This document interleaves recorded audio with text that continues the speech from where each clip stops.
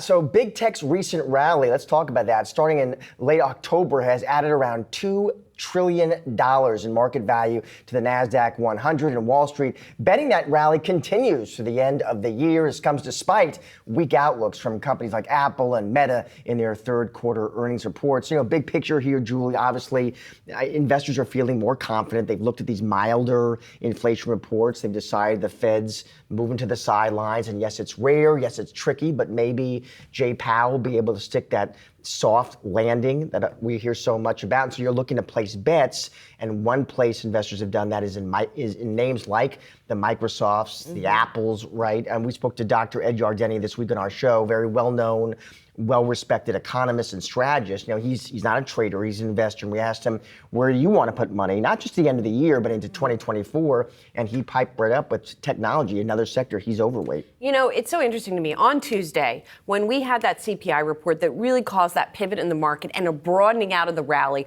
we had a lot of investors say, here's the broadening out that we've been looking for. Small caps are doing well. It's not just limited to tech. But guess what? If you look at the recent surge that we have seen in stocks, it has been about big tech, and not just about big tech, but about the Magnificent Seven, which accounted for about 2/3 of that $2 trillion increase. And if you look at this chart that we prepared here, so the purple line at the top is the New York FANG Plus Index, which is effectively the Magnificent Seven, although there are 10 components in that index. And you see on the right side of your screen there, the surge that those stocks had, which effectively saved the NASDAQ from entering correction. The next line there, the blue line, is the NASDAQ 100. So this shows you the extent to which the largest of large cap tech has outperformed. Next, the yellow line is the S&P 500.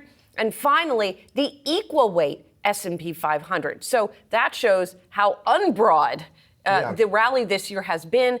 And on the right side of your screen there, the most recent, it doesn't seem to be changing substantially, at least not yet. It is still being pulled upward by the largest of large cap tech. And some themes here too. Listen, when rates drop the way they have, big tech can work. We know that. There's also some themes that are just very idiosyncratic to tech. There is still this boom of interest in AI. Investors certainly believe, listen, that's going to boost the financial performance of some names, and they've tried to sort of look around what could really benefit. They've decided it's names like Microsoft and it's names like NVIDIA, which reports next week. Yeah, and of course, friend of the show, Dan Ives, is all in on big cap AI and has been on big cap AI, out with a new note today, effectively doubling down on the thesis that he has been on for quite some time, that we are seeing this year-end rally in technology that has begun. Ives has been consistent. He has been.